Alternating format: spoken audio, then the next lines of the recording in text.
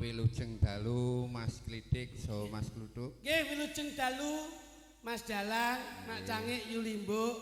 Saderengipun ngaturaken assalamualaikum warahmatullahi wabarakatuh. Waalaikumsalam. Alhamdulillah wa syukurillah la haula wala quwata illa billah. Dalu niki kula remen sanget Mas. Alhamdulillah wau dugi pun paringi daharan ngenteni munggah luwih neh iki. Ono.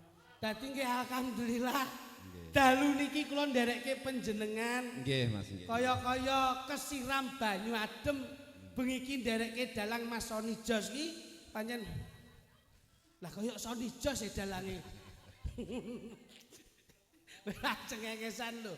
Mula alhamdulillah Pak Pri. Nggih. Mas Anom Supriyanto nggih. Nggih. Matur sembah nuwun. Sering kepanggih tendawan. Alhamdulillah. Nggih mbok pilih mangke anggenipun kula gegojekan Nggih. kirang nuju proning penggalih nyuwun guni samudra pangsami. Monggo nggih. Piyayi iki nek budaya duwe kawibawan kagungan kaningratan ki ngeten iki kepenak ngono lho.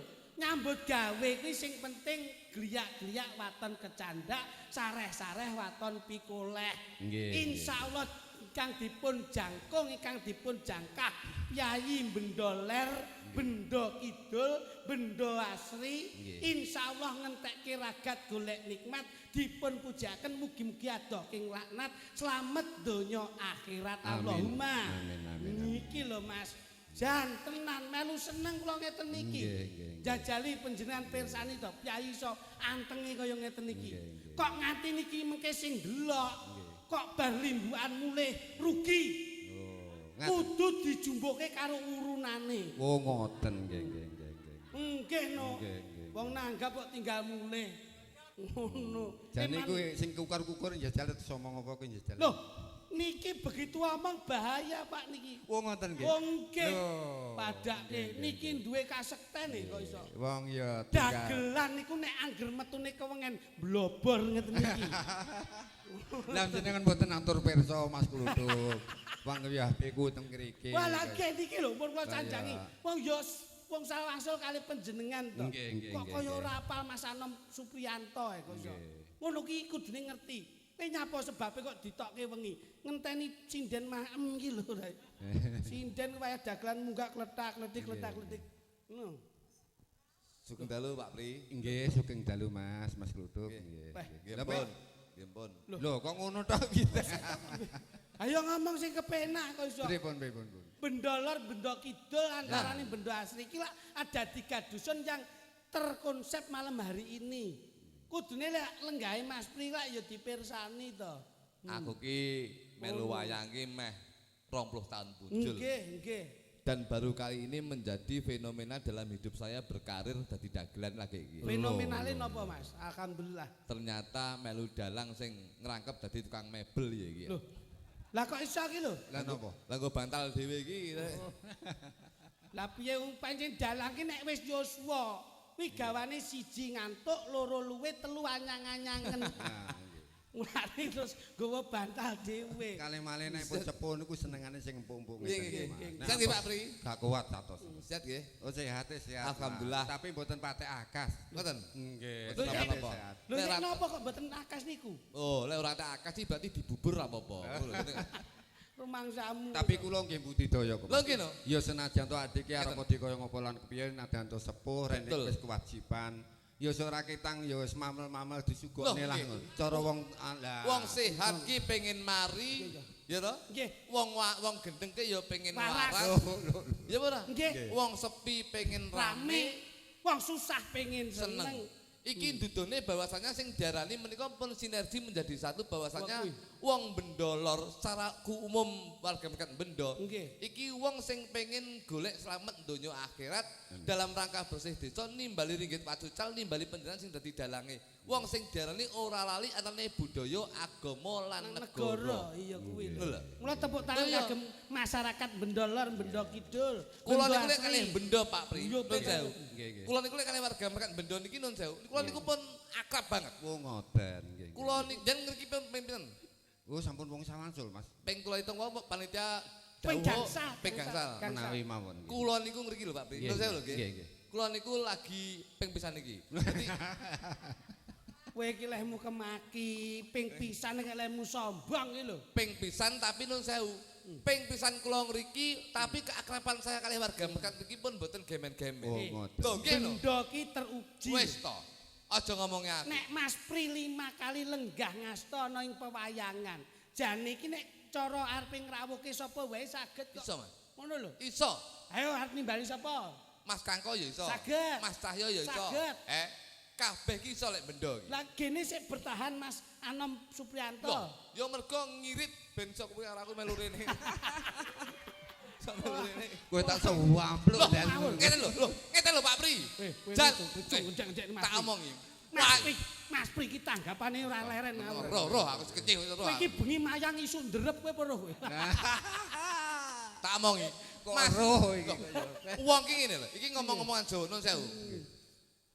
Biyen Nggih. iki nyen imut nggih, iki lek wong tuwek biyen lho. Nggih. Le aja nglingguhi bantal, kowe sok ben lek nglingguhi bantal Udunen bener. nyatane dalang yo nglingguhi bantal. Nah nggih. Kuwi nuturi bocah cilik ben ora nglingguhi bantal mergo bantal ki nggone sirah. Duwe etika. Etika. Le aja lingguh ning tengah lawang. Sebab nek lenggah ngarep tengah lawang, Kuwi sok ben duwe anak cangkeme sak lawang. lho. Ya ora? Kuwi Ning kuwi jane mung nuturi anak. Ben duwe sopan Sopan santun. santun lawang kuwi dienggo liwat. Tamu nek teko. Le aja mangan disangga. Nah kuwi lho. Kowe engko lek mbok sangga, kowe sok ben dadi Abot. abot sanggamu urip ning alam donya. Bener. Kuwi jane nuturi anake ben mangan ora disangga ben ora kutah. Ben tampil sopan ledah. Lho iya. Iya. Kuwi padha karo nun sewu iki. Dalang ki kabeh padha. Sing penting ki wayang. Lho iya apa ora? Arep sapa dalange? Ora masalah. Sing penting Sing wayang. penting enek wayange. Lho. Dalange sapa wae iki ora penting. Sing penting enek wayange mergo sing darani budaya Jawa ki ya wayang. Mulane bengi iki nimbali Mas Pri iki nun sewu. Mung prigel wayange, mung cakrak dalange, mung delok gelar budayane. Lah iki. Lho, iya lho, Bos. Dadi ora nyawang yuswane. Ora. Lho. Senajan to Mas Pri iki nun sewu lho. Awakmu kan ya urung roh. Nggih. Aku ya urung roh. Nggih. Tapi kan ra roh awakmu. Asline Mas. Mas Pri dhewe iki ya ora roh. Sejatine Mas Pri iki sapa? Lho. Lho. Sejatine Mas Pri sapa? Ya sejatine iki ya panjenengane iki. Justru malah dalang sing sepuh kaya ngene iki, dalang sing nun sewu lho iki. Sing jiwa religinya, Sepuh ki kesakralannya sepuh ki ki temu. disesep supaya Supaya ampuh. lho. Beliaunya ki lek gelem laris lho. Nggih. Nun sewu. Nggih. Dalang-dalang iki pedhot Mas Pri. Didik Wibisana. Pedhot, Wawan, pedhot, Mas Degleng, pedhot Mas. Eko Prisdianto, Pedhot, Minto Darsono, pedhot Mustafa. Rudi Gareng Pedhot. karo Mas Pri. Mas Pri ki nun sewu, nampa tanggapane lek gelem lho ya. Nggih. Kuwi mung dhek iki beliaunya tuh lho. Leren sik, nonton pikir ngademke ati, Nggih. nyuwun marang Gusti lagi gelem tanggapan. Lho. Oh ngono Lho ya. iya. Dadi malah ora golek ning Ora golek ning digoleki, kadang-kadang digoleki Mas Pri moh. Masyaallah. Moh, Bos. Lho, ngoten nggih Mas. Ngawur ae iki ya. Menawi. Lah kok mek meneng tok kok gek ngengkleng iki. Mas Pri ki semedi. Dadi ditanggap ngono sewu lho. Mas Pri ki meneng iki ya. Aku ngenteni iki lho, ngenteni dere iki Mbok, kok piye. kula niku ngomong sepuh niki. Nggih. Mas Pri ki ning omah ki semedi. Ape iya. Arepe sok ben ning bendong lho ya. Nggih. Seminggu ki gak nampa tanggapan. Masyaallah. Ning omah Mempersiapkan ning omah ki tenguk-tenguk karo mikir. mikir sok ben tanggapan ki sik tak go nyar utang sing ndi. Gitu iki. Pententane lak mbleset. Tegese mikir ki ndedonga. Masyaallah. Semedi tetekli nggih Mas Pri nggih. Tetekli. Kowe kok tak puwateni kowe tenanan kok. Wis dalang kok utange kowe. Alah dagelan yo utang yo akeh iki kok. Rumangsamu dalang bengi iki apa klambine BRI ngono apa? Loh, beliaunya ki nun sewu, semedi tetekli nyuwun marang Gusti Kang Arya Jagat Gusti Allah Subhanahu wa taala sok benyen mayang bengi iki ana ing Bendolor. Muga-muga apa sing dilakoni bisa ditampa, apa sing didongani diijabahi dening Gusti Allah Subhanahu wa taala. Amin. Loh, Lho ning lak wayange simpingane lak sae sedaya. nun sewu. Nggih. Tak omongi kowe. Napa? Wayang ki nek sing lho, lek kowe ndelok wayang liya-liyane kuwi aku biasa, Mas. Lho, Mas Anom Supriyanto Mas iki Anom Supriyanto ki seneng tirakat. masyaallah. Wayange yo tirakat. Ngoten Mas. Lho iya. Buktine. Lho, limbuk nek gondrong ini ra Oh iya. saking gedene tirakate. Iki dipirang Mas. Lho, Dipirang. Loh, Tapi iki rambut dhuwur nang isor gak. betul nggih betul. Sing dipirang dhuwur tok. Kira-kira duitmu dipotong nggih tuku semir kene piye? Gak iso. Lah ngopo? Wong dhuwitku yo sentek ndek kenane ya. Iki ngawur bae. Tapi nun sewu Pak Pri nun sewu. Nggih Mas Luduk pripun. Kula niku lek kalau Pak Pri karo dalang Mas Pri, Amin, kan omahe papar kene. Nggih. Karakus kene. Sampun kados bapak kali anak nggih. Ya wis koyo plek karo Mas Pri iki. Lah kene kok ora sungkem bekti karo Kyai Sepuh. Lah nyapa iki kanca dolan kok, Bos. Iki kancaku dolan ning Dang Sewu karo iki aku. Lho. Ngawur iki. Ngene iki aku. Sampean ki boleh dengan berbahasa yang baik, tapi nek nggon nyinggung babakan panggonan sing ora kepenak ki lah ya. Nggon sing ora kepenak tapi tujuannya kan penak. Ah, kowe ora ngerti. Lah saiki nek karo Mas Pri dolan kono, kowe tak tekoki Dang Sewu mujur ndi? Idul. Ah, berarti ora pengalaman dolan kowe. Mujure ndi? Dang Sewu mujure ndi? Idul. Salah. Lah ndi? Manut sing bayar. Nah, iki kita sing tahu ngono kowe. Wong aku lho karo Mas Pri ning kono ki sosialisasi. Lah kono aja ngopi ning kono, Mas. Yo. Nek Dang Sewu tak omongi Mas Pri. Nggih. Kono iki kopine murah, tenan. Ngoten. Ning bubuke larang. Wong ngoten, bubuke sing larang malahan. Lah ya, kopine murah, bubuke larang. Oh, kulino bubuk kono kowe. Kowe iki tak jasri kalan ya angel. Nggih. Ngono coba. Mas Pri. Nggih. Guyon ya guyon ning ngerti acarane bengi iki napa? Niki bersih dusun, Mas. Nah, Tata cara pahargyan. Ya kuwi. Kuwi kudu di. Bener. Engko, Mas. mulane dahulu muni. Nyawa wis bagus e. Ya jenengan. Kaya surat tanggapan ning gedhe. Wis padha ae padha kewengene kok dadak. Nggih, hati-hati lek kobong. Kula niku lek metu jam 1 wis wae ngantuk-ngantuke kula. Oh. Nggih. Kula niku lek kalih pare, Pak. Nggih. Niku pun kaya keluarga besar. Lha iki sing mirsani ngeten iki ya Allah, Kula Mas. niki dulur kula kabeh, Pak. Masyaallah. Mergo nun sewu, anak kula niku teng Polsek Pare ngriki. Ngoten. Iki Pak Anggota Polsek Pare. Teng Polsek Pare ngriki. Dadi kula niku sering ngriki. Oh, ngoten. Dawe Mas Pri anggota. Ora. Dinas. Nyopet kecekel ndek iki lho tadi. Mbok ora ngisin-ngisini ngopo to? Nyapa to iki? Rene iki ditimbali supaya ben kepiye penggalihe Kyai Bendosari, Bendo Kidul, Bendo Lor ki seneng. Nggih. Kok iso kok ndadak ngomongke anakmu ning gone Kapolsek jebul kecekel ki lho. Loh, Nggon lambe ki ngomong ditata. Mripat ki nggo nyawang. Irung ki nggo napas. Kuping nggih ngrungokke. Lambe nggih omong. ya. Ati nggo ngrasake. Tangan nggo nyekel, sikil nggo mlaku. Sirah nggo mikir. Lambe kok omong angger wae to kowe. Mbok ya ditata. Nek ndalake dereng darang tua ki ya paling ora didelok. Lambene iki lho. Kok iso ngomong kowe. Kowe tak idon yo iki. Anak kok ning Polsek kecekel ki. Kowe iki cangkem mbok wok-wok. Lho, ning lak fungsine ngerti. Wong nyawang ki berarti digawani mripat. Wong iso ngrungokke berarti digawani kuping. Wong iso dahar berarti digawani lambe. Wong iso mlaku digawani sikil. Wong iso nyekel digawani tangan. Lah kabeh nek fungsine. Lah iya no. Lah iki fungsine apa? Iki lah. Digawani iki gunane dingge ayo lo. Tahu bulat. Tak tapuki lambemu no. Pak tahu. Pri. Wah leh kuwekel kaya ngono kuwi. Pripun?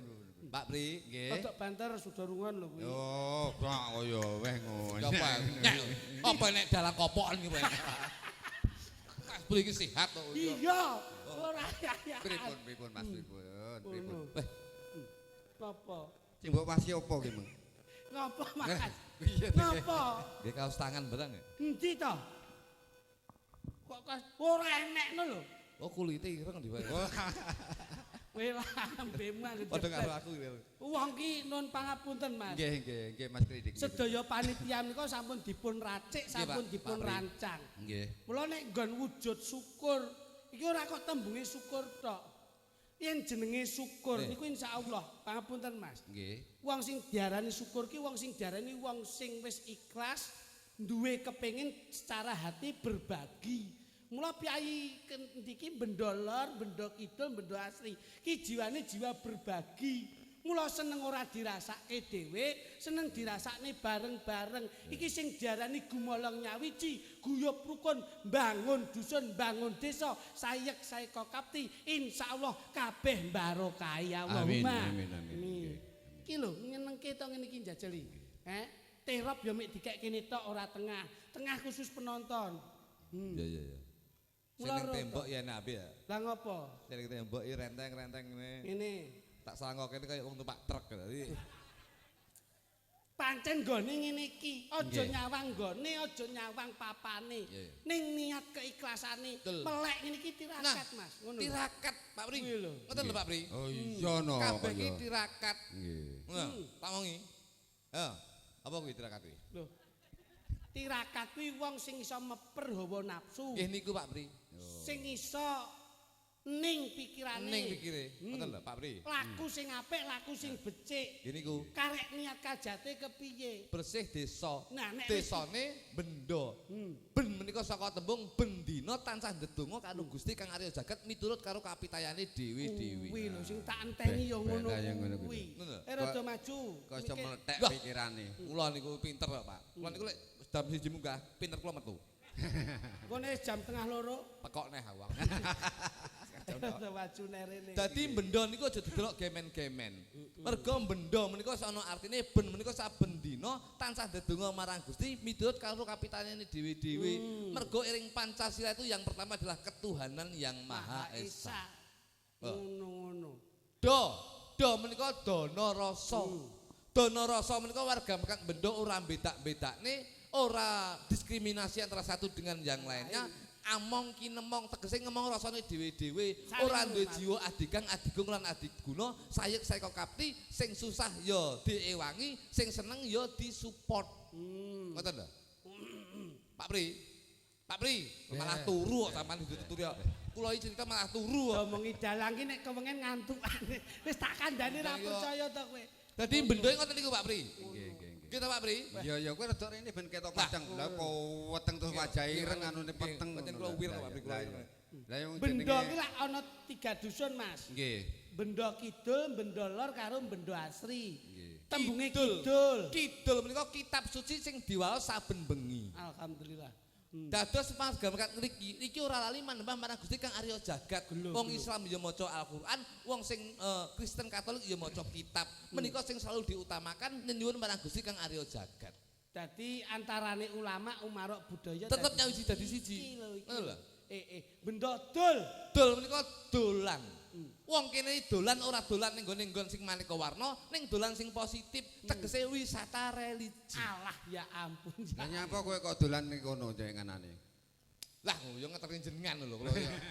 Nyapa to yo ngeteri jenengan marani susuke sampean dik. Benda kidul, benda lor. Lor menika saka tembung lara. Tegese larane wis ilang, mulyane teka.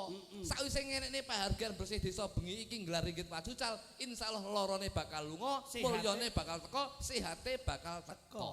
Lho. Benda kidul, benda lor, benda asri. As menika saka tembung assalamualaikum. Wong ki nek teka ketemu karo sapa wae ngucapne assalamualaikum. Mergo wong salam kuwi wajib dijawab. Ora mesti, Pak. Ora mesti. Lho, kok iso?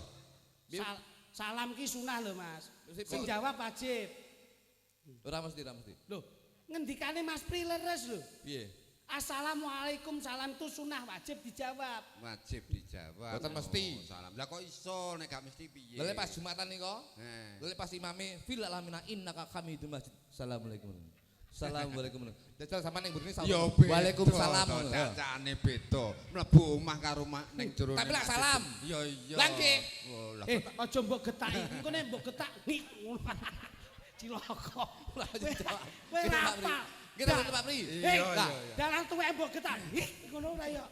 Bahaya. Iku wis kaget Pak Pri kita. Gitu Pak Pri? Iya iya. Lah ngono. Nanti ora mesti jawab. Aja mbok getak lho. Kak. Bahaya halus Gitu Pak Pri. Nah. Ngono. Ya ora? Kowe kalah. Lho dadi aske assalamualaikum. Iya. Asri, Pak. Sri menika saka tembung Sri menika dewining pangan, dewining pari. Gitu Pak. Dewi Sri. Lah kok kowe ngalah-ngalane dalang pengertianmu. Bapak kula dalang kok, Pak. Oh ngoten. Lho, nggih. Nggih. Jan niku sak wulan paling jan saya lho. Jan niku 20 tanggapan to.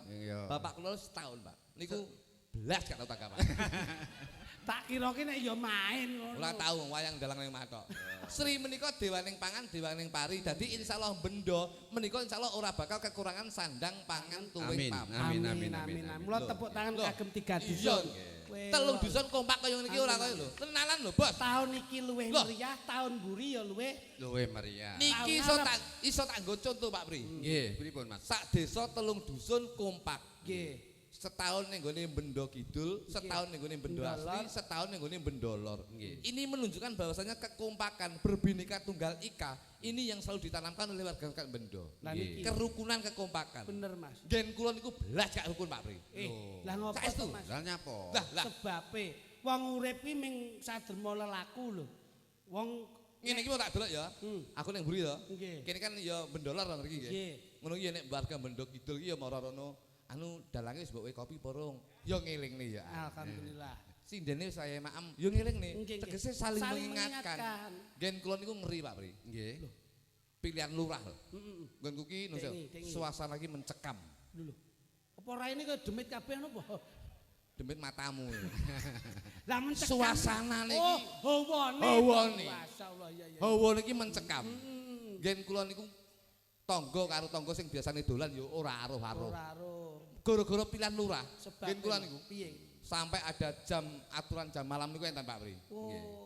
Wong wedok niku metu bengi maksimal niku jam 10 bengi. Nggih, nggih, nggih. Wong lanang niku metu bengi jam 12 bengi ngoten nggih. Heeh. Nguyuh dicekel. Kuwi nggonku sampe ngono. Wah, berarti medeni Mas kuwi. Tenan. Nek wong wedok sik ora masalah. Wong wedok berarti oleh metu. Maksimal jam 10 bengi Pak Pri. Kuwi dibatasi. Batasi. Bar kuwi gak entuk. Gak oleh. Berarti ketat tenan. Lho ketat Pak, mencekam kok. Perselisihan perbedaan pendapat beda. Perbedaan pilihan kok. Sing lanang. Sing lanangi jam 12 bengi ya, kuwi nguyuh cekel. Wah, berarti ya ora kondusif Mas. Oh tenan iki berarti Kok gawat. mati sing lanang metu jam 12 bengi ming nguyuh wae dicekel ki. Lho, lah cekel ora obat nabet piye gedhe ya. Lho, mbok taleni kawat. Ora dicekel wong ngene to. Lah, yo dicekel manuke. Iki jan celelekan kok. Kowe Kowe iki iki kadung dajal kowe praktikno nek meneng tok ngene. jare sapa aku ora tau nyekel kok. Mosok Hele dicekel bojoku. lambemu. Kowe lah. Enak lho sing gak dicekel pasangan nyanyeng dumbar ngene iki lho enak. Tenanan. Ya iki dhewe. Turune diler ngono wis. Pas ngono. Mulane pas Pak saestu kula niku remen sangat mugi-mugi sedaya sehat. Amin. Amin. Pak yang bapak-bapak yang berkompeten lenggah niku bantu. Ayo jajaran Muspika yang mewakili Pak Dandim, Ya. Pak Dan Ramil, Pak Kapolsek. Bantuan Pak ya. Niki Mas Kutuk niki di streaming lho nggih. Streaming 3 niki. Loh, niki. Langsung nggih lha niku 1 2 3 niki. Ah, boleh. Ngene iki sik nggih streaming anggitmu. Piye ta gitu. Streaming. Arep senam yo nggih streaming lho. Streaming. Kulat streaming kok iso. Streaming iki lho. Oh, alah YouTube. Ngono, enggak kalah gaul, Nggih. enggak ketinggalan zaman. Nun Dunia Pak. digitalisasi ya tetap diikuti. Boleh kita mengikuti dunia digital, Ngono. tapi kita harus ingat bahwasanya kadang-kadang dunia digital itu mempersulit hidup kita di dunia, Pak. Jare sapa? Loh, Yon. Iki riset, tahu nggih? Tak omongi. Tak omongi tenan iki. Wis sama dhewe kono. Niki sosialisasi, Pak. Nggih. Kadang-kadang begitu zaman milenial, zaman digital, ini kadang-kadang banyak orang tua yang teledor terhadap anaknya. Leres. Nggih, mboten? Nggih, leres. Saiki anake nangis ngono ki ben meneng cekeli HP. Bener. Padahal HP iki nun sewu kadang-kadang nun sewu. Iki sok kalau ki cahayanya itu merusak pandangan mata. Kuwi sing diarani setan gepeng ya kuwi. Setan gepeng ngoten niku, Pak. Lho nggih. Bocah pengen apa diselimut bapak ibuke dolan HP, anake nrundus dhewe. Bener. Bocah ra gelem maem ya diwe HP. Diwe HP ben iso mangan. Kuwi lho, kuwi lho. Padahal kadang-kadang nun sewu lek wong biyen niku pengen maem terus dinyanyekne didulang atau ditembang. Lah ngono dilelo-lelo. Lah, ini bisa bahwasanya kini bisa ditunjukkan kadang-kadang orang tua yang kurang nun sewu. Perhatian. Kurang perhatian dan kurang mendidik terhadap anaknya di masalah digital itu. Kuwi lho. Kula niku nun sewu, Pak. Nggih. Membudayakan, membiasakan agar anak saya itu tidak tergantung dengan HP. 99,9% uang niku mangan HP. Turu HP, Arep ning pasar, HP, budal arisan, HP, takziah. HP. Lho, HP itu yang selalu diprioritaskan nomor 1. nyindene ya HP, Pak. iku lho. Biyen apa enek nyinden nyekel HP? Ora enek. Ora enek. Tapi saiki akeh sinden wayangan main nyekeli HP. Padahal kita harus fokus terhadap budaya. Betul. Dan saya itu membiasakan keluarga saya agar tidak HP itu terhadap anak saya dulu. Karena internal itu lebih penting daripada eksternal. Gini, Nah, nek putrane jenengan Loh, nangis terus sampean loh, dolani apa? Kula niku membiasakan niku. Kula niku tangi turu sing tak golek dudu HP, Pak. Lah Weh. napa? Anakku lho. Wah, Berarti ngene kowe. Ngapa kok ngene? Loh, lah memprioritaskan anak kok. Lah wong HP ku digo anakku kok. Aku HP siji gentenan sak omah sini ngono. Kowe engko tak nggih campuran rawon lho kowe.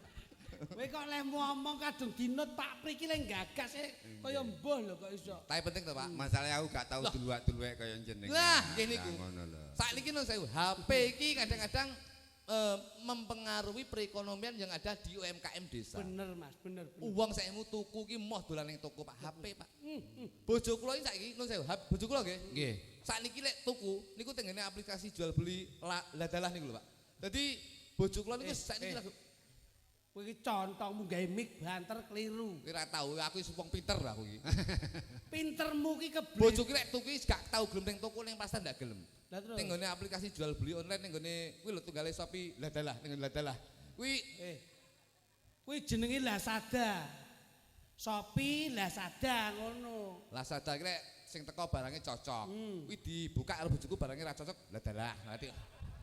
Kuwi jenenge kaget nyuk munyuk. Ora kok jenenge Ladalah ki ora. Kuwi jenenge Ladalah. Lazada. Kowe iki kok ngene. Ngene Pak. Jadi yen iso yen blonjo kuwi harus mengangkat UMKM yang ada di desa tertentu. Tur aku meling karo sinden-sinden ki. Lho, Ngono. iki bahaya lho, Bos. Bahayane ki. Bojoku iki nang iki tuku Pak nun sewu. Karepe iki nyonto sinden-sinden ngeten iki lho. Lah kaya iki lho, iki lho. Wah, Nggih tuku lensa ngeten lho. masyaallah ya. Kan iki ketok ayu ngono. Bocah wedok ya ayu, kulite putih nggih softline rupane biru. Pantes. Bojo kula iki tuku softline, lensa mata lho, Pak. Tuku lha kok teko barangnya rupane putih. Lho. Digawe karo bojoku. Tak sawang kok kaduan. Lah kok matane putih kabeh. Irenge gak ono. Irenge gak ono, malah kaya kuntilanak. Iku kleru rek. Tenan bojoku lagi gilan. Sakniki nun sewu lho Pak Pri. Kadang-kadang niku nun sewu banyak manusia yang terkontaminasi dengan perkembangan zaman. Gadget. Lho nggih. Nggih, laras kathah sing terkomen. Kayak ngeten iki nun sewu. Aku tak nggih contoh niki. Mergo bojo kula nyontone nggih ngeten iki. Delok streaming, delok sinden ayu akhirnya dicontoh. Lho kuwi lho. Kayak ngeten iki. Rambutnya semir abang. Bojo kula yo nyontoh, Pak. Masyaallah. Semir. Semir abang tak delok ora cocok aku. Ganti meneh. Abu-abu enggak cocok. Lho. Lah kok semir ijo. Loh. Ijo godhong ngono kae. Semir ijo. Lho rambutnya dijo, Mas. Dijo Pak Pri. Delalah pas delok pasar malam ndek ngletak ning lapangan. Ndase pangan suket. Ndase pangan wedhus. Dikira suket. Kok ndase pangan tenan to. Ndase pangan wedhus kaya suket. Mulai aku ketir-ketir ae. Nek nyambut gawe iki melibatkan wong omah. Mesti kedosan ngene iki. Wes to Pak Pri, kula niku sing tak nggo contoh bojo kula dhewe. Mergo korban, Pak. Tadi jadi manusia hidup di zaman yang seperti ini, jangan sampai kita menjadi korban zaman yang semakin maju. Mulane bojomu dikandani. Lah alah, bojo kuwi nek iso bekti karo piyai kakung. Ora iso Mas. Bojoku yo ngene iki lho. Karepe iki ben putih ngene iki. Karepe instan ben rupane putih. Bojoku kan cah gunung. Nggih. Wireng, Pak. Bojo kula wireng, Pak. Oh ngoten. Bocah gunung delalah dadi bojo kula ngerti kula niku rada mampu. Wih. Loh. Saestu lho Pak Pri. Nggih. Begitu aku percaya nek kali jenengan jelas percaya. Saestu. Wong ini model mampu mesti kaya ngene iki. Iki pancen rada mampu ngapusi, Pak. Dadi nyepelekne aku wong jos. Aku ya adus ya sewu. Lek ra banyu aqua, gudiken aku Mas.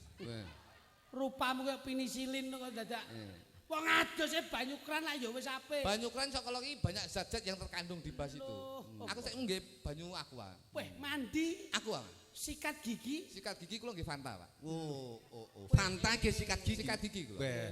Kula nggih banyu kran ngoten niku cakem kula memprengen, Pak. Bocah nek sekolah Gusinabu. Mampu, Pak. Mampu nggih. Bocah mampu yo ngono kuwi. Kula niku mampu tenan iki. Cuci badan enggak mandi? Yus nyeko to, nyeko. Seko ngoten kok kula ndamel Pokari Sweet. Loh. Seko iki Pokari Sweet. Ya ampun. Ngono kuwi aku. Lah nek wawi nggih. Banyu aki. Aku kowe nek banyu aki yo, Mas. Glodok iki kabeh. Tak jotos kene yo. Iki ora umum. Bojo kula Pak Pri, nggih. Niki cerita iki nggo ibu-ibu niki nggih. Saya yakin bahwasanya lek ibu-ibu teng gone Bendolor niki, Bendo Asri, Bendo Kidul niku wong sing sederhana, Pak. Oh ngoten. Bojo kula niku sudah terkontaminasi ketularan. Ndek iki kula tukokne nun sewu, skincare, Pak. Oh skincare. Sing sak pasang niku regane 8 juta. Lho, kok luarang Mas? Kula niku ya termasuk ya piye jenenge kula niku lek bojo kula njaluk apa kula turuti Pak. Mergo saya sesuaikan dengan pendapatan saya. Karena saya mempunyai moto bahwasanya happy wife happy life.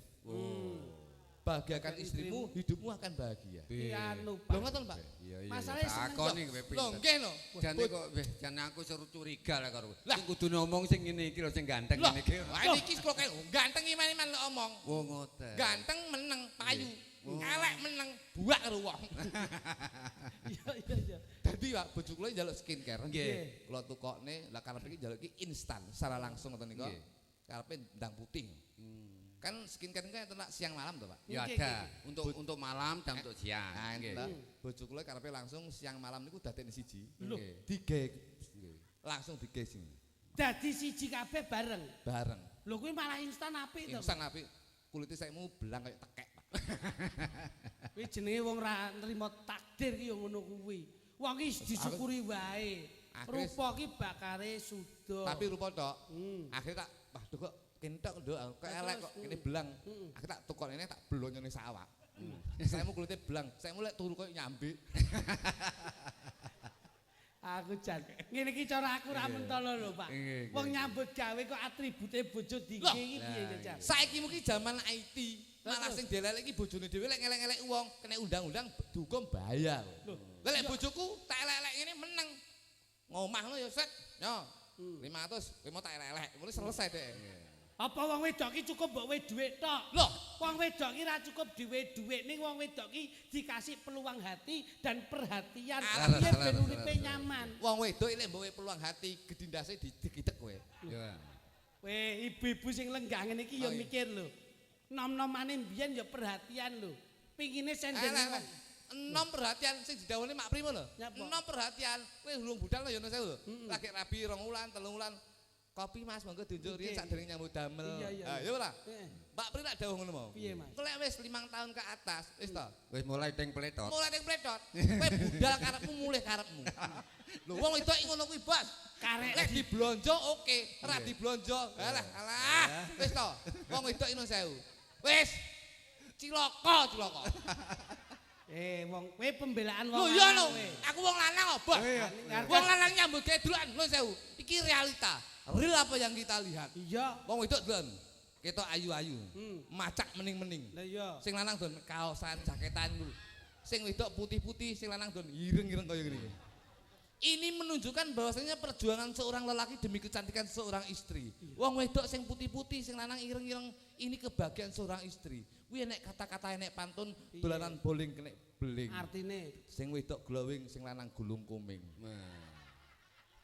Ayo, ruwono. Ya ora? Wong wedok ki nyapa kok nganti sepuh gelem mirsani wayang. Ki beteke golek hiburan. Mergo mikir ubete wong wedok, kowe ya mumet sirahe. Wis to. Wong wedok ki ora mung kok minggo tengok-tengok mbok wae. Sing mumeti wong lanang. Lho, wong wedok ki tengok-tengok karek masak. Wong lanang nyambut gawe isuk ngantek sore, kena srengenge ngentang-ngentang ngantek gosong lho. Ya ora? Tapi wong wedok ngene iki delok to. Mbok wae dhuwit kok cukup 50.000 kon dadi 3 dina. Jajak kuwi, make kuwi tekono kuwi. Lho, make iki masuk wong blonjo, wong masak kuwi. Lho, wis langsung GrabFood kuwi. Online ngawur iki yo. Kowe iki, iya tapi kan mikir to, Mas. Mikir apa? Kuwi si oleh yo MBG barang lu ya. Kowe celelekan kok. Uripmu lahirmu mbiyen sing gembol sapa nek ra ibu ngeten iki. Tapi lek sing ngetripreksa wong lanang. Lho. Lah sing meteng sapa nek ra wong wedok? Lha nek wong lanang mosok meteng. Kowe tau temen wong wedok kali suntik.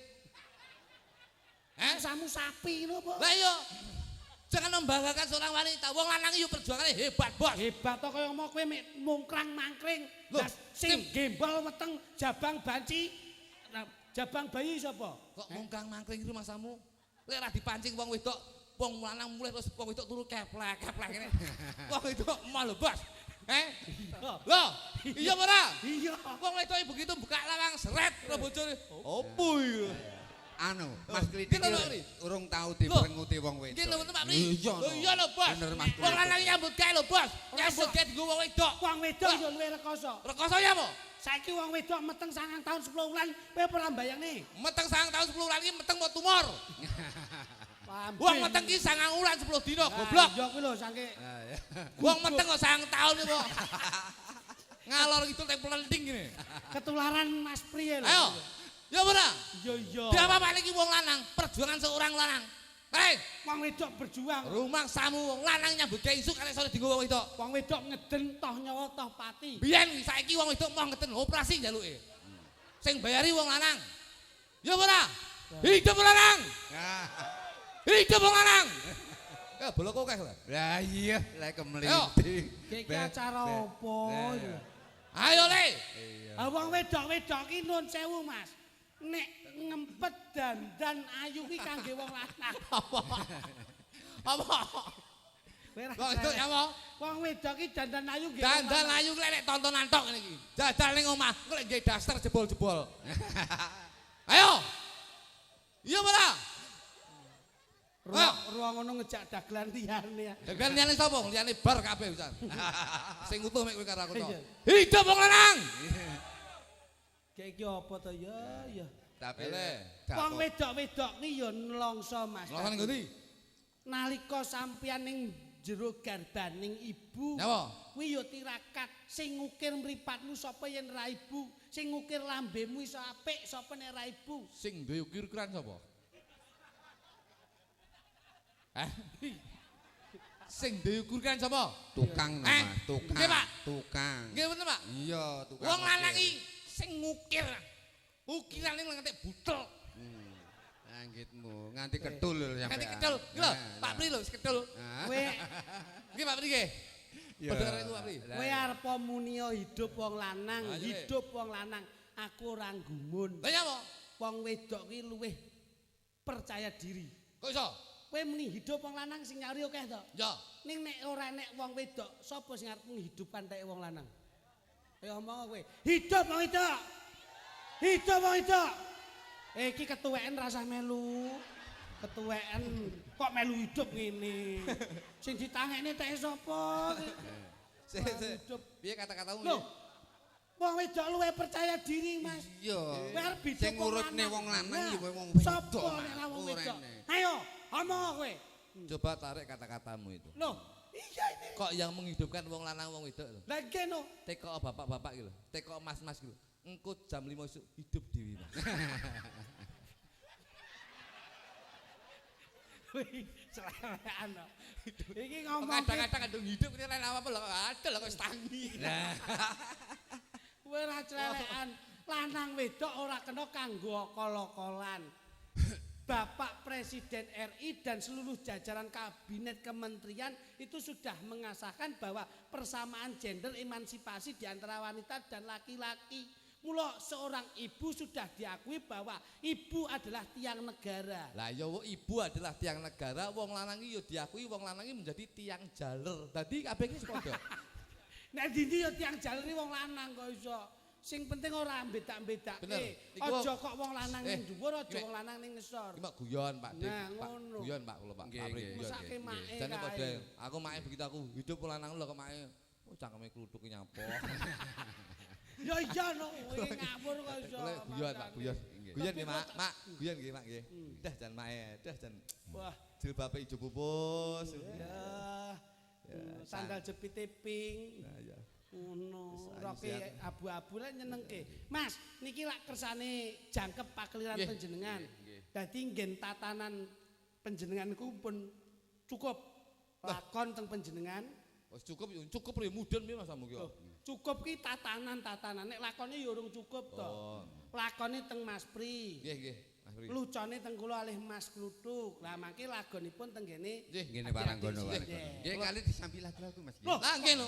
Iki anu kula sing lek kalih niki karo pedhok lho. Sing dereng pedhok, sing mboten tau pedhok kula pengen nyanyi kalih sing ndi Mas sing. Kula nomor loro kok gitu lho ya. Kalih jenengan kula. Lah nyapa to kowe. Lah kaya aku. Lha iki kowe nyanyine engko Medun Ngawi deh. Niki ya niki. Niki nggih. Sik. Aku tak njaluk sing kono sik. Mas rempek Mas. Duh, serempek Mataraman. Cah bagus, Mas. Kentongane cekel, kentongane. Enak. Kentongane. Golek kentongan kono. Mbak karo aku, Mbak. Mas kene diajeng karwane buka diajeng. Tutuk sarane sitoke Mas ngene. Wes, do maju. Sapa ora kae golek kentongan kae. Rono Marata. Nah. Lah. Nah kono cedhake Mas Pri. Kene ben budayane jangkep. Mas. Met nggih Pak Pri nggih. Nggih, monggo. Monggo Mas, monggo. Mas. Kentongamu jajal piye? Siswa budaya iki ngono.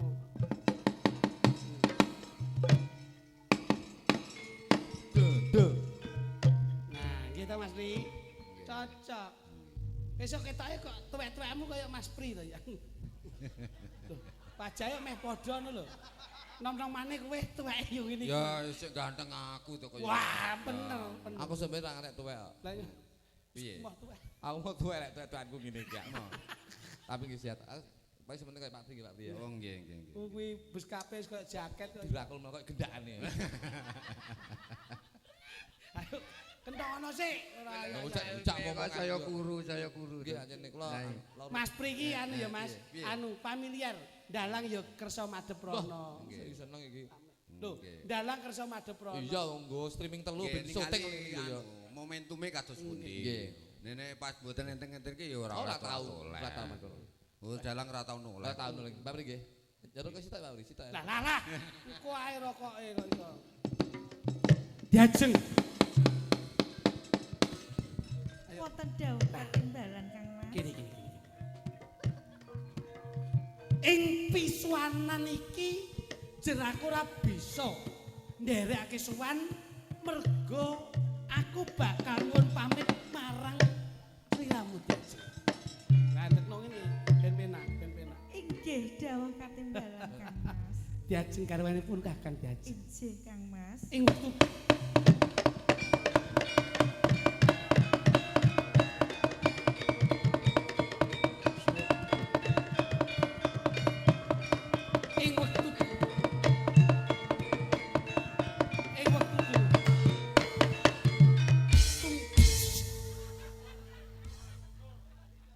aku tak omong sing ora mbok tuk-tak-tuk ngono kuwi. Toprak kakek tuk-tak-tuk iki apa to iki? Ya gone penak. Ya go penak pilihan to rek ya apa kon niku. Kon niku ngomong tak pongor kene kon kok. Karo adike kok kerengeram ngono to. Ya go pilihan kon niku gak ero ta. Iya kon nyocok. Alon sih. Aku tak pongor omong-omongan temen. barek arek iki. Oh sing barek iki aku. Mari ngono ambek peno tutuk-tutuk alon-alon ae rek. Oh tak pongor temen. Pusing barek iki. Diajeng garwanipun Kakang Diajeng. Dawuh katimbalan. Suaramu kurang cilik ben rada ketoprak. Dawuh katimbalan. Kurang cilik. Kowe iso ngetoprak ora? Dawuh katimbalan Kang Mas. Piye to? Parano Mas. Toprak. Piye. Diajeng garwanipun Kakang Diajeng Sitanjung. Dawuh katimbalan Kang Mas. Ngono. Ya iki lho. Ngono kuwi. Iya. Melengking. Ah. Ntoplaki suarane itu melengking. Dike. Lah patuk Mas. Patuk. Anu keselek beluk ya, keselek beluk. Wah, ombenane wis pukari suwit kok iso patuk. Bapak batuk. Batuk Mas. Pak Dalang Priyanto watuk. Bapak kalau batuk, saya mempunyai resep obat yang paling manjur. Apa obatmu? Kalau batuk segera Kalau batuk, minumlah segera Limki. Jadi Loh. Lah kula dadi perawan minggu. kan batuk. Lah iya. Ning nganti perawan terus piye nek dilimke, ya? Samu wong sepuh kok iso. Aja dikilimke lak buntu. Mboten Pak Debut. Buntu. Ya iya no. Mboten Pak De, mboten. Wong saiki lak ngono ku modele supaya engke ben kaya anu lah dilimke lah. Engko dijekne cak driji ngono Mas ya. Kita kulino gitu. Entahmu, Cesar. Duduk. Kongkonan ya. Diajeng Sitanjung. Injih dawuh katimbalan Kang Mas. Ing papan kene aku bakal ngiti pirsa marang kowe Diajeng Sitanjung. Injih dawuh Kang Mas. Apa bener sawise ndak tinggal kupadiananing Mas tulung plengkung gemolo tulung gelung banjur kowe sinisian lan cinaketan marang Gusti Prabu Saladikrom. Sitanjung. Dawuh katimbalan Kang Mas menika boten leres Kang Mas. Lho, kowe kondo ora bener nanging kedadian iki. Assalamualaikum. Waalaikumsalam. Niki leres daleme Gusti Sri Tanjung. Ah niki bojo kula. yen pangapunten menika dinane Selasa pas wayahe mbayar asok mekar menika. Engko tak karne raimu engko. Lah iki toprak kok ene tagihan mekar iki lho. Ketoprak ora tau main utang telecek ngono. Lah kuwi karek pimpinane kae duwite go mlayu. Oh kalau utang yo akeh ra ngono mekar. Wah toprak kok nggih mekar barang kok iso. Konsepe lho piye. Nah, ngono lho. Kula sales kathok menika. Iki kasus opo? Kuwi weke sapa? Weke sapa tasmu kuwi kok ndi ngono lho. Pak Pri. Ngawur iki tak kunjero kene kok tasku kok ya. Lah apa sing kathok pendek wis tak gawe kok ya. Iki kathok sapa? Gila. Nyapa? Katanya lho, kene ini kok ya pas suwek lho. Lah iki nek digawe ya kentenge model-model. Wis ganggu kowe iki. Ayo kono. Duduk. Ayo kono. Ndang. Si Tanjung. Si Tanjung.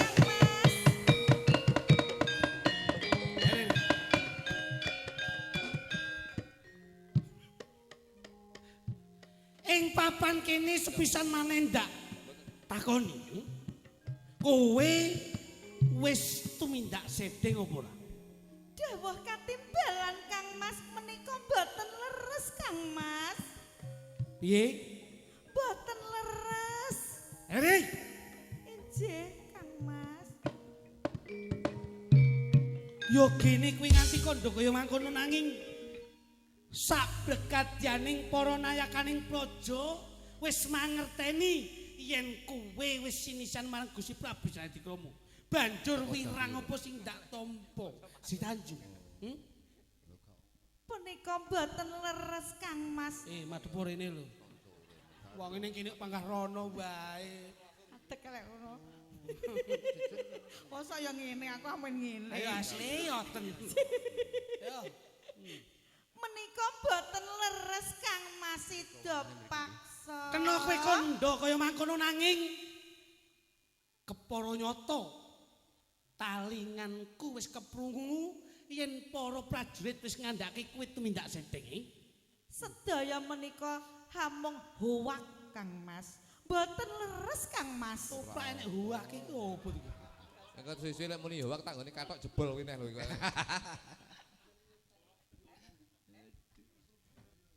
Yen kowe kandha kaya mangkono sapa sing bisa ndak percaya, Injih, panjenengan tanglet dumateng Biombang Emban. Coba mrene Emban. Dadi omban kono lho. Rasa dadak nyekel pentongan. Nah, dadi omban, blangkone cepot sik ben jangkep lho. Nah. Ngono lak apik nang sakset ngono. Durasi lho setengah loro san. Ayo. Wonten dawuh. Lho kowe kok kaya suarane banci sing ra dadi ngene to, ha? Keri-keri terus mlokor suarane. Ayo. Gage kowe ndang kondo.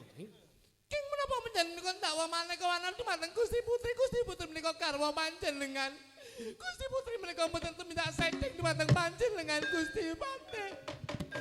Kula dados saksi wonten ing dalem kepadaan menika. Yo gini Sakit rasing malah kula Gusti Pate menika dakwa kaliyan Gusti Putri menika mboten tumindak sedeng. Kula saking menika sampun dakwa maneka wanan sakit rasing manah. Saora-orane. Kula menika dados sampun wonten ing dalem kepadaan menika sampun dangu. Yo. Jenengan tresna sanget dumateng panjenengan. Ya. Tresna sanget dumateng Gusti Putri. Kuwi Kula kabeh, saking ya. menika sampun dakwa maneka wana. Ya. Menika dakso kaliyan kenggarwa. Sakit rasing Kowe pancen ganjingi.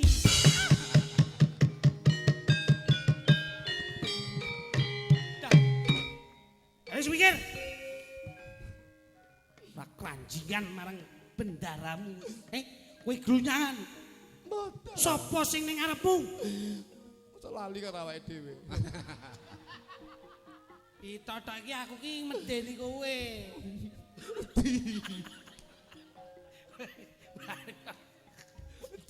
Ora medeni ora. Kowe iki wedi karo aku. Ora ngono goblok. Ora ngono. Ah pripun? Tegese aku denono.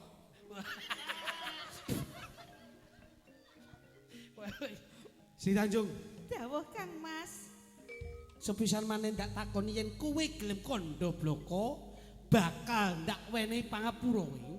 Saestu Kang Mas, kawula boten tumindak sedeng. Menawi panjenengan boten percados kalian kawula. Kula trimah panjenengan pidana boten napa. Kowe aja kok ro si Tanjung. Kang Mas.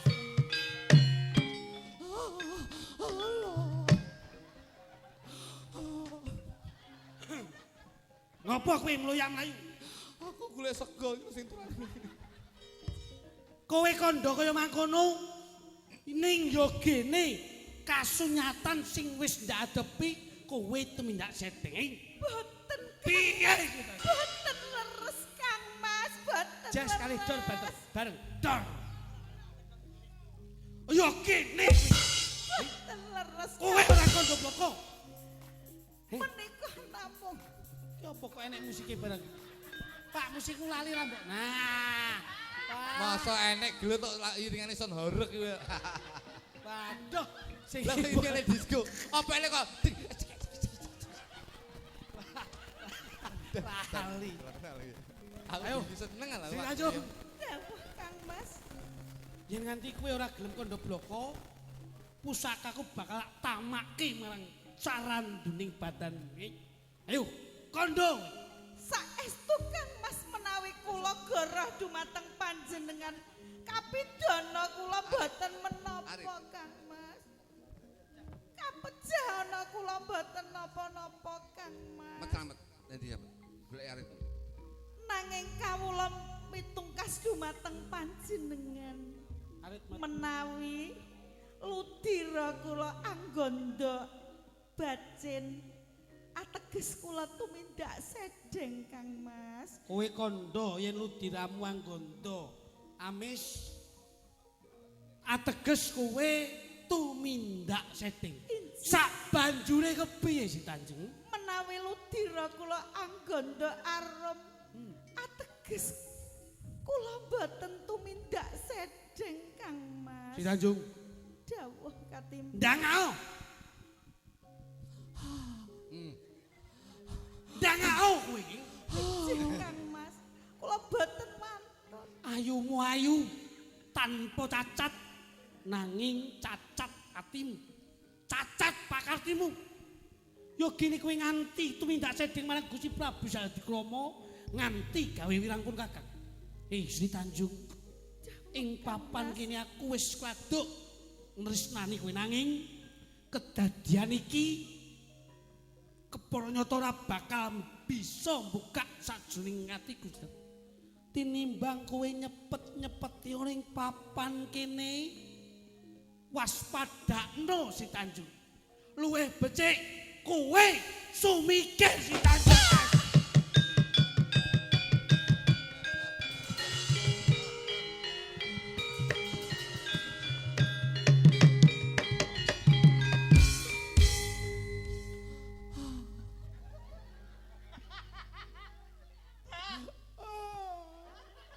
Kowe iki kepedesan ngono piye kok ha iki. Yo kene mbok tangisi. Eko panjenengan teko.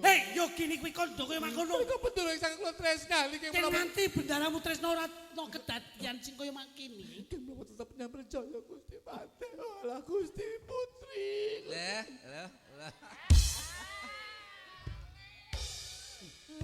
Lumayan. Engkono bayar. Ini sih. Teko. Isih. Ya. Ora blekek lambemu po. Nggih. Ini sih. Ayo digowo. Kowe lak wis krungu dhewe to. Yen garwaku kandha yen ludirane anggondo arum ateges surat minta sedhing.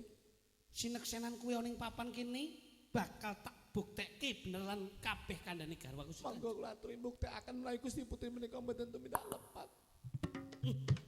Ajeng Sanjung.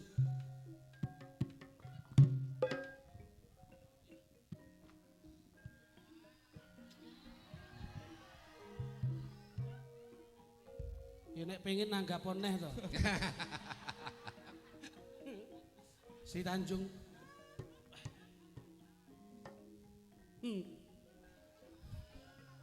Yo gini kuwi kondo kaya mangkono. Bakal ndak buktekke sak kabeh kandamu Jajeng Sultan. Seng. Yo gini wiwit dhuwur. Soundtrack. Ora Backsound gondo arum. Seng. Backsoundmu ngono. Njur mudhun sakilan yo isih urung gondo Jajeng. Durung mampu. Peluh Menawi dereng mampu penjantosi tanggale mengko mampu piyam.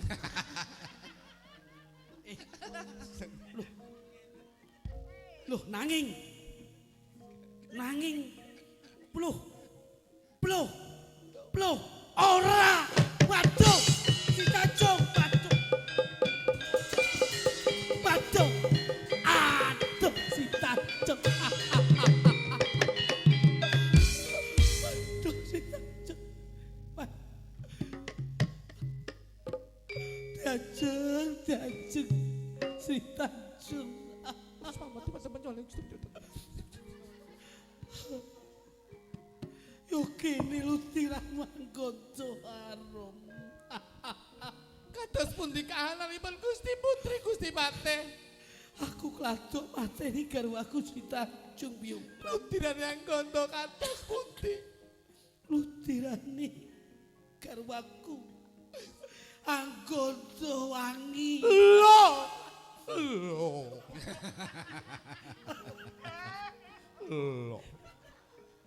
Kalau sama di batang penjara Gusti Putri betul tidak lepas nengking nama tetap nyamperjaya wati goblok. Ayo dirokti depan. Panjenengan ngadeg. Panjenengan jumeneng Kepiye Piyumbane? Aduh. menika bendera ingkang sangat kula tresnani. Wiwit alit kula sampun dheweke panjenengan. Aku mangerteni. Nanging king menapa Gusti Putu menika sampun matur dumateng panjenengan tetep panjenengan susu. Sing mbok karepke kepiye? Sing mbok karepke kepiye? Utang duit sahur duit utang bondo sahur bondo. Sanem nyesahur merjaya ingkang bener kang seni mati kena mati saking tangan kula. Wis.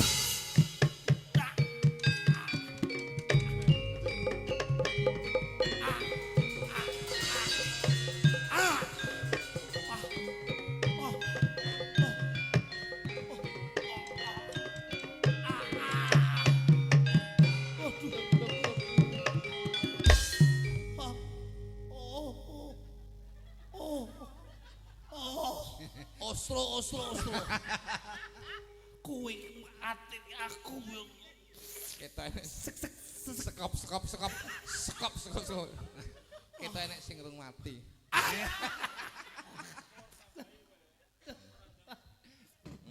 Aduh. Coba. Tak gedikin ndase.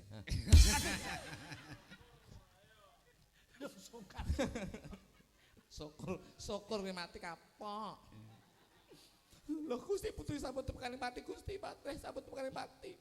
Lajeng kula menapa urip ing alam donya tinimbang kula mboten wonten stasiun. Lebih becik kula tepekane mati. Urung lho sing ngene tok lho. Urung.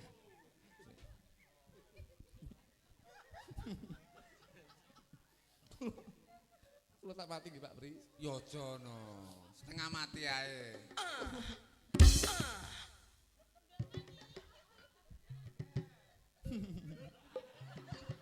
Wong niku lek mati ora kakean dosa niku guyu Pak. Oh, ngono ya. Aku mati. Loh. Pancen.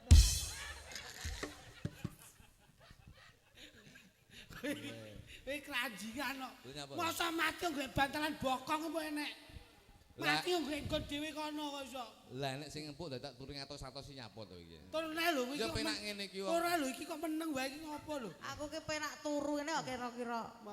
Enak. Kowe lek turu ning kene malah sithik. Kono lho rada akeh ya. Lah wong liburan ya wene ora pilih turu. Tapi menjiwai Mas Pri.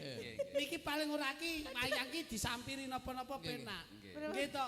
Lodrok ya kepenak, doplak penak wayang wong penak.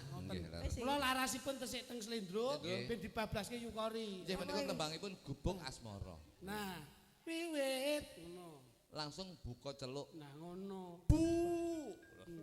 Eta hitep pun cepat lho. Oh, lem. Lem G ngene. Lem G lah. Oh ya suaraku cilik aku. Cocok. Jajali coba. Wiwit. Modal kaya ngene iki. Iya. Anu nggih kathok kowe, nggih kathok. Katoke mau wae. Niki napa lagune Gubuk Asmara? Ya. Iya. Cepeten Pak. Wiwit piyen. Loh, kok niku to? Lho kuwi apa to? Kowe biyen Gubuk Asmara sing ndi to? yen liwat Yen liwat. Nah kuwi lho, yen liwat yen li. yen liwat Aku kok lali to Gubuk Asmara iki. Suwi. Lali kok gelungan.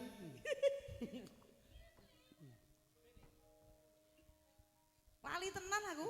Yen liwat aku kelingan. Matur nuwun. Hah, bujung cayaning wedal. Nika nyuwun kalih, Dik, Ya kene.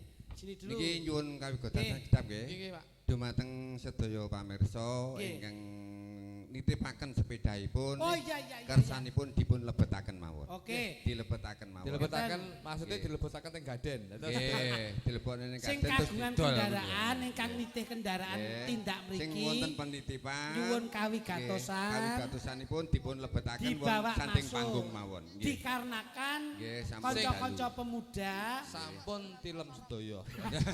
ndak pada pekerjaan. Iya. Nggih. Dados sepisan malih kula bali ingkang kagungan kendaraan dipun pundhut Nggih. diasta ngriki.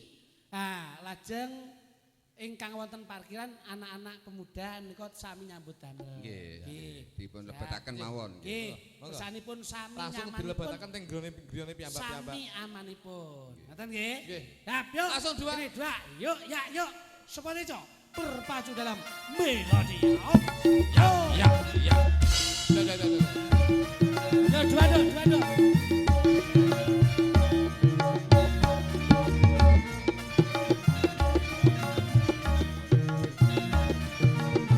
Dolore.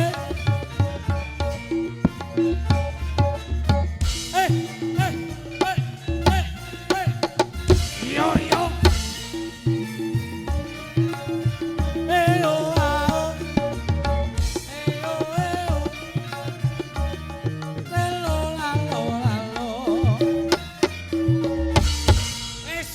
Ora perlu dadak kritik tanya reno-reno. Ora dadak ngglunduk tekok maneka warna. Sing jelas apa yang kamu siapkan, yang apa kamu konsep malam hari ini yang diberikan kepada masyarakat. Ya. Bendolor, bendo kidul, Lan bendo bendo asri. Yo, tembangnya sing rancak wae mboten napa-napa cayu.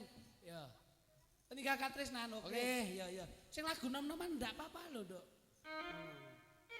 Nah, iki lho wis trilot. Yo. Tintingane wis kene. Oh, oke, siap. Tiga katresnan.